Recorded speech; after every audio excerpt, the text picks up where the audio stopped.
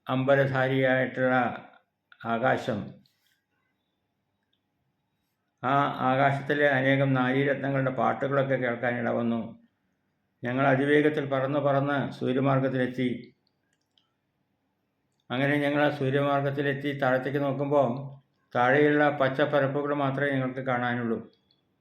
വലിയ വലിയ പർവ്വതങ്ങൾ, ഭൂമിയിൽ പതിച്ചിട്ട വലിയ വലിയ കല്ലുകൾ എല്ലാം വളരെ ചെറുതായി, നൂലുകൊണ്ട് ഒട്ടിയ പോലെ അത്ര ചെറുതായിട്ടാണ് ഞങ്ങൾക്ക് തോന്നിയത്.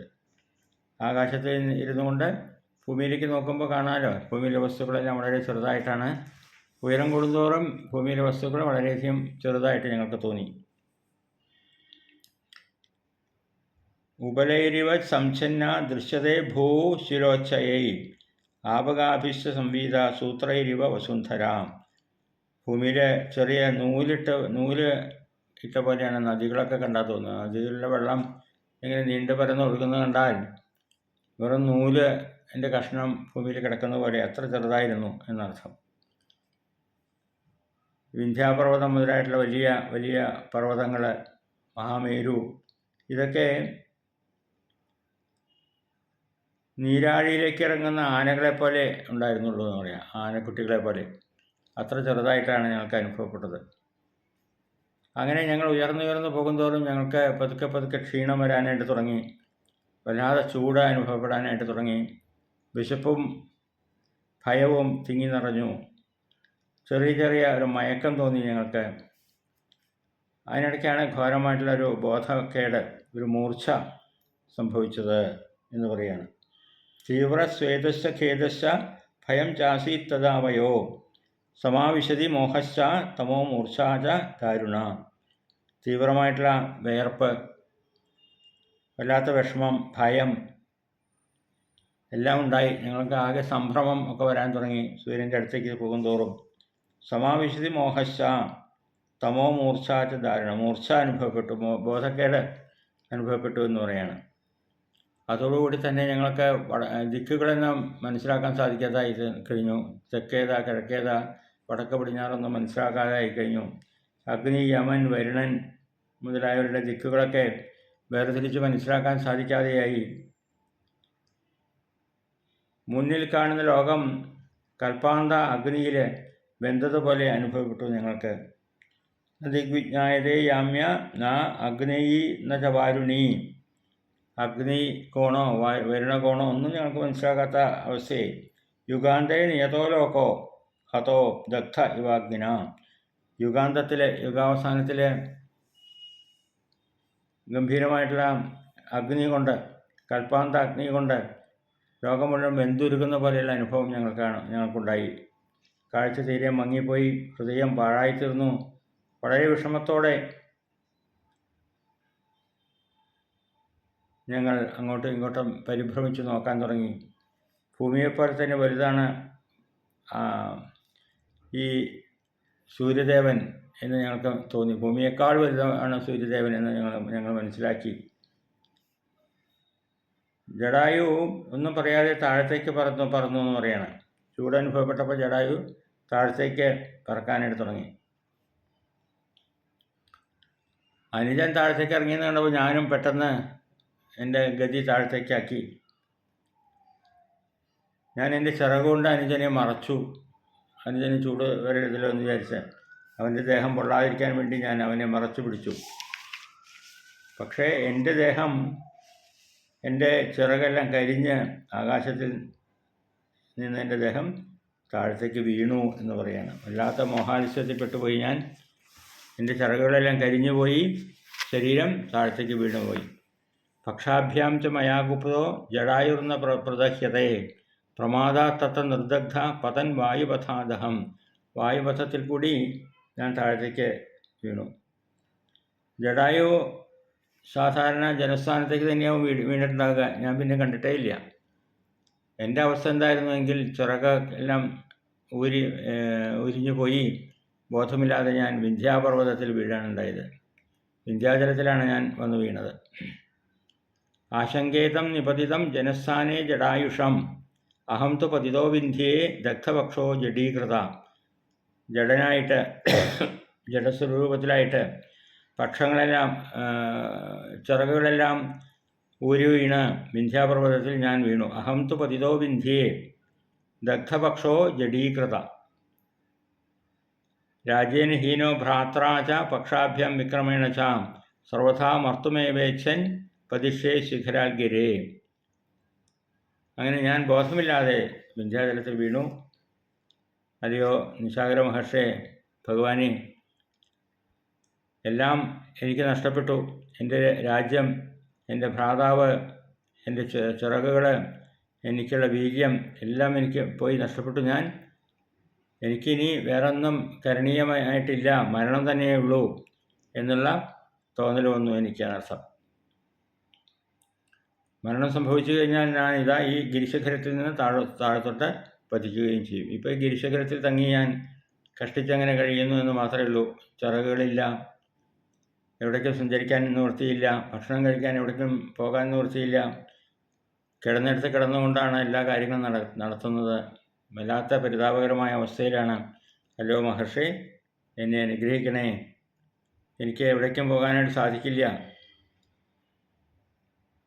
എന്നെല്ലാം പറഞ്ഞുകൊണ്ട് സമ്പാദി നിശാകര മഹർഷിയുടെ മുന്നിൽ വീണ് നമസ്കരിച്ചു.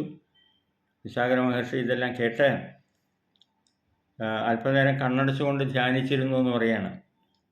എന്നിട്ട് തനിക്ക് ഭാവി എന്തായിരിക്കും, സമ്പാദിയുടെ ഭാവി എന്തായിരിക്കും ഈ സ്ഥാനത്തിൻ്റെ അവസ്ഥ എന്നെല്ലാം നിശാകര മഹർഷിക്ക് മുന്നിൽ കാണാനായിട്ട് സാധിച്ചു.